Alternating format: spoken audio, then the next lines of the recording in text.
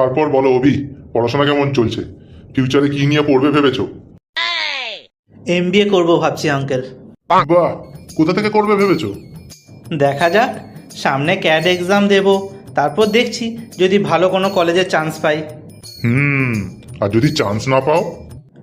1 ইয়ার drop দিয়ে দেবো uncle, তারপর আবার ক্যাট এক্সাম দিয়ে দ্বিতীয়বার ট্রাই করব। আর যদি দ্বিতীয়বারও চান্স না পাও তাহলে কি করবে? তাহলে নর্মাল কলেজে অ্যাডমিশন নিয়ে নেবো আঙ্কেল।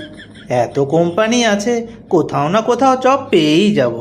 আর যদি একটাও কোম্পানিতে জব না পাও তখন কি করবে?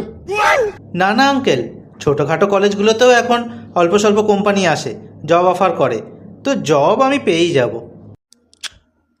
মুশকিল হচ্ছে নর্মাল কলেজে পড়াশোনা করে জব পাওয়া খুব কঠিন। ওখানেও যদি জব না পাও তখন কি করবে?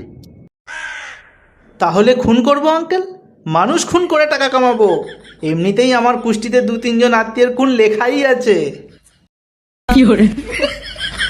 আচ্ছা বাবা, আমি চলি। নিজের খেয়াল রাখবে কেমন? আমি ভগবানের কাছে প্রার্থনা করব তুমি খুব তাড়াতাড়ি জব পেয়ে যেও।